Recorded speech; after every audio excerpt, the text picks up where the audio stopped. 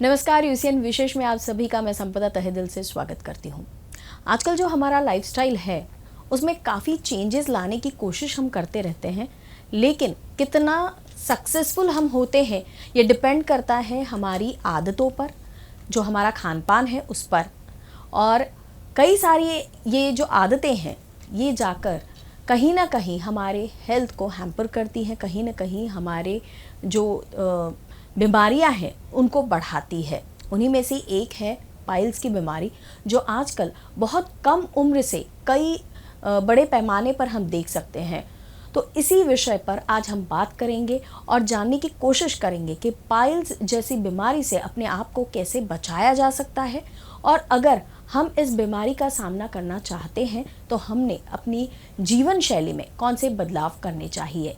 इसी विषय पर चर्चा करने के लिए आज हमने अपने स्टूडियो में आमंत्रित किया है डॉक्टर प्रवीण साहवे जी को, जिन्हें आप बखूबी जानते हैं। सर हैं Abhyudaya piles and laser hospital के डायरेक्टर।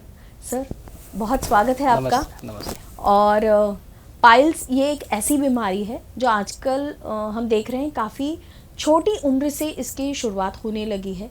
एक ज़माना था जब एजेड लोगों को या पेशेंट्स हैं उन्हीं को ये तकलीफ़ होती थी, लेकिन अब ऐसा नहीं रहा है।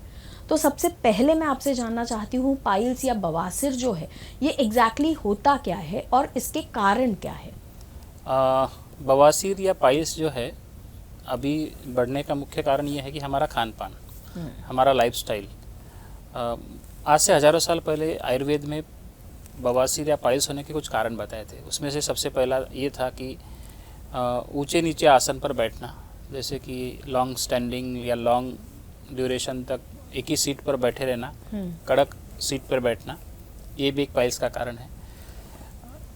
खान पान में ज़्यादा तीखा मिर्च मसालेदार आहार का सेवन करना, अग्निमांद्य होना, जिस वजह से अग्निमांद्य होने की वजह से डाइजेशन हैम्पर हो जाता है और पाइल्स की समस्या होती है।